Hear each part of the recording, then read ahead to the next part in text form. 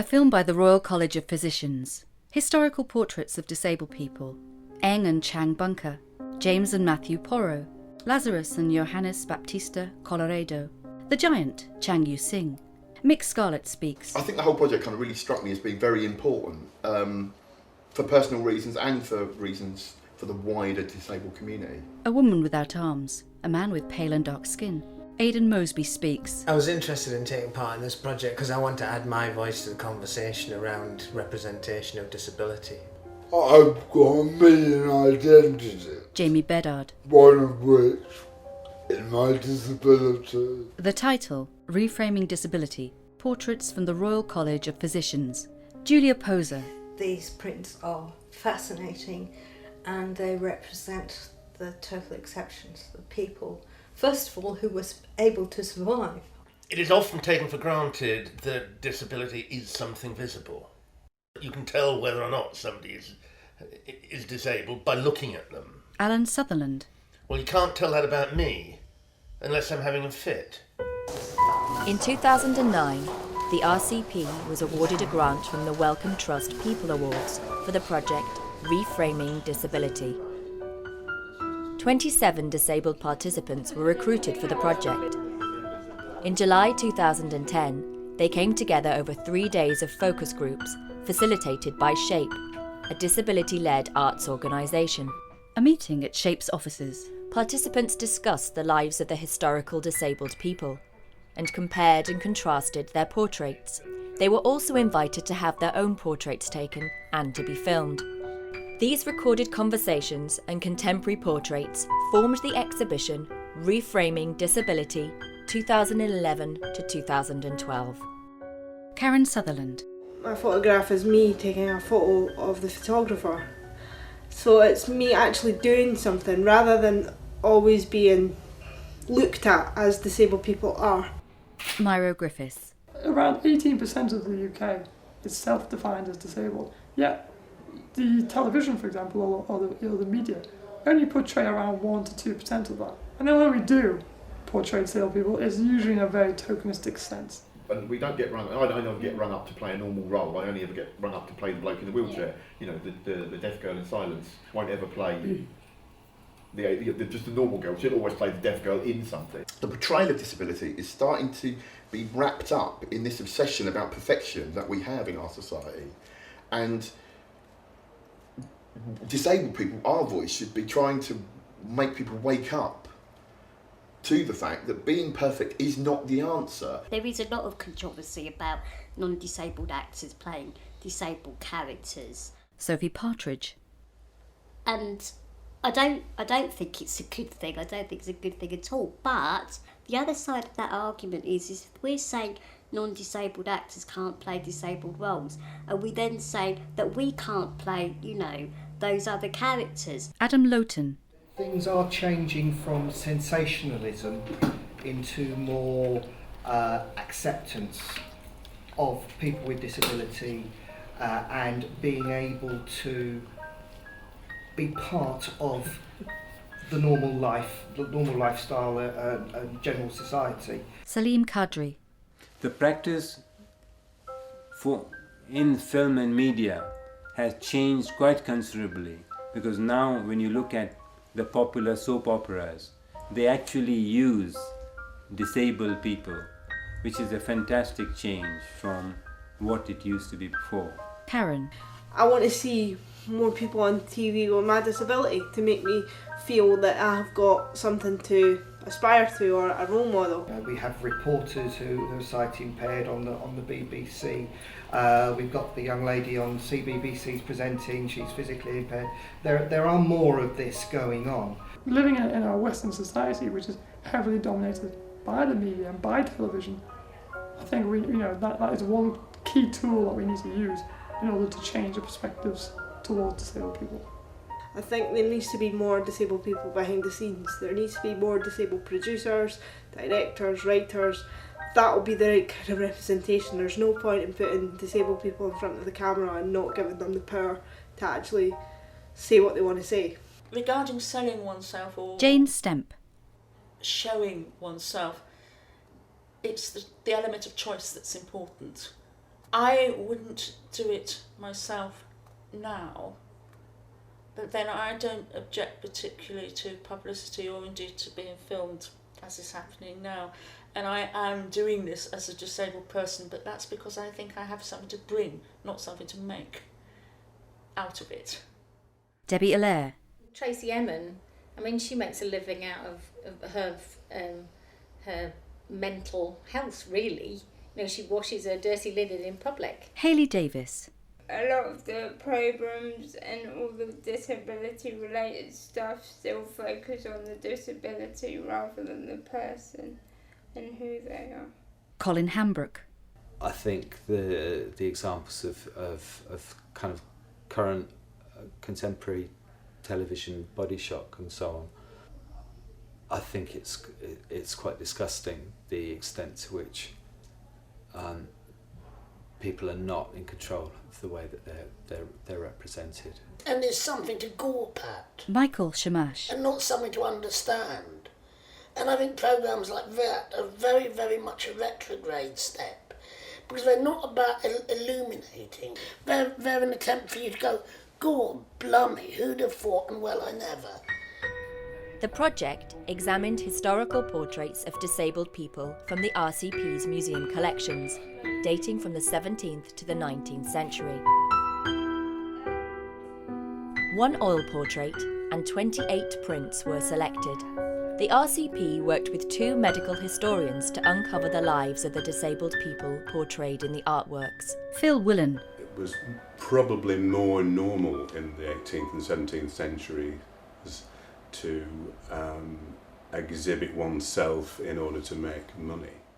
Although it's said that people displayed themselves, I think people who survived must have been even more hidden in the past, and these are the exceptions. Anya Ustaszewski. Interestingly, my group have just been talking about Blind Granny, which I think does relate to impairments today, because she has an invisible impairment. You can't tell that she's blind by looking at her. The story that we were told by the historians about her, that she was basically manipulated. They'd give her this money to get her drunk, and then they'd do things and bully her and make fun of her. Tim Gebels. I wonder a lot more how people who were disabled in the past, who weren't that visible, how did you manage 200 years ago? What did you do if you were profoundly deaf? I don't imagine the opportunities to exhibit yourself were as high as if you're a conjoined twin. So what did you do if you were only totally blind 300 years ago? What was your life like? I think your opportunities to display yourself would have been quite limited, or more limited than the people we've been looking at today. At this time, Carol Reeves. There were prosthetic limbs available. Okay, people did actually make quite beautiful artificial legs and arms. But what I wanted to say to you was, obviously neither of these people had chosen to go for that. Presumably he would have had enough money if he'd wanted to have prosthetic limbs. We don't know about her, but she's obviously quite well dressed. Penny Pepper. The print that stands out the most for me is the one of Sarah Hawes. Sarah, body twisted. They're very much showing a young woman as a medical specimen, in my view. I relate to that personally, as I've experienced medical photography as a child and a teenager, and I can relate to how negating that is. And then you see something like that, where, you know, someone that long ago was that profoundly disabled, and yet through, you know, treatment was brought back to, we're not sure what level of function, but, you know, she's pictured standing and being able to do stuff, and she's not incontinent, and you'd got the sort of tragic medical pictures. It was like, ooh, isn't that terrible? And then look what we can do for them in the case of the woman that got untwisted. But more, there was loads and loads of sort of pictures that we looked at of people saying, isn't it amazing, I've got no arms and legs, and I can write, and I can paint, and I can play drums, and it's like, yeah, great. The fact that he drew these is secondary. It's not, look, I drew this, it's, look, I drew myself being able to do physical things, and I think that is something that disability gets sucked into time and time again. It's continually, the image of disability is based around trying to perform physical feats. I think there's still an emphasis on looking normal, and I think the medical profession still go with that rather than socially what you as a disabled person feel comfortable with. Anna, Salim, Sophie and Mark study the portraits. Aidan Mosby is photographed in a studio. I think the relationship with medical professionals and disability, or disabled people, totally varies on an individual basis. If you're being in a sort of disabled hothouse kind of environment, or very disability politicised environment, the medical model is regarded as evil and well superseded by the social model. From really early on in our lives, you have this love-hate relationship. I would be dead without them, but yet at the same time I've had stuff done that went profoundly wrong. Anna Young. People who are disabled should be looked at as individuals, not one massive crew. And then I've also come across really fantastic ones who surprisingly treat you as a human being, treat you like you have an opinion, treat you like you matter, treat you like they care, and treat you like you're an individual who actually wants to be part of the conversation about your own health and your own life. You have to be slightly careful, I think, in condemning doctors for their attitude toward disability, and in a sense doctors no more than anyone else are a product of their culture, so I think hopefully now medical attitudes towards impairment and disability are better than they were. More portraits are studied by the group. They sit in a circle.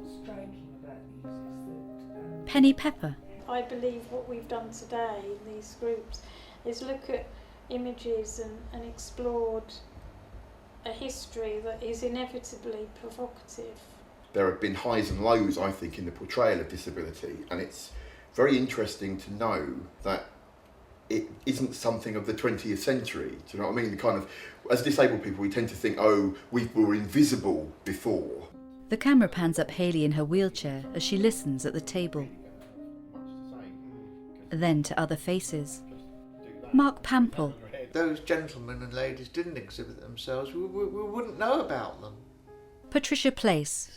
I think we still are on exhibition today. We are always being looked at as we go about our daily work and lives. Christiana Joseph.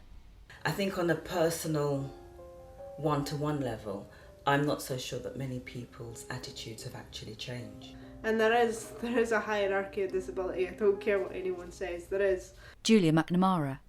You're often not perceived to be disabled enough. And then, of course, in the wider world, you're seen as way too symmetrical to be identifying with disability at all. Margot Bristow. I think there's a lot of anger and aggression and impatience. People are very impatient with things they can't understand. Margaret Hughes.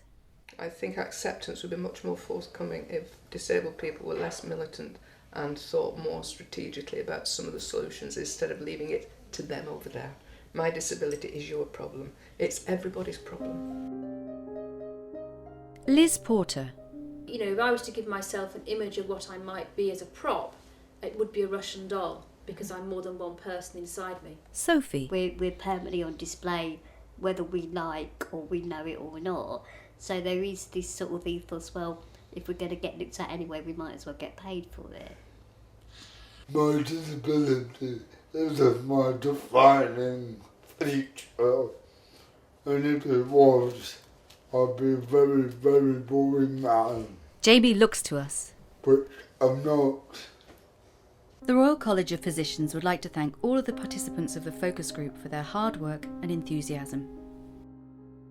Debbie Allaire, Jamie Beddard, Margot Bristow, Hayley Davies, Tim Gebbles, Myro Griffiths, Colin Hambrook, Margaret Hughes, Christiana Joseph, Adam Lowton, Julie McNamara, Aidan Mosby, Mark Pample, Sophie Partridge, Penny Pepper, Patricia Place, Liz Porter, Julia Poser, Salim A. Kadri, Mik Scarlet, Michael Shamash, Jane Stemp, Allan Sutherland, Karen Sutherland, Anya Eustaszewski, Phil Willan, Anna C. Young.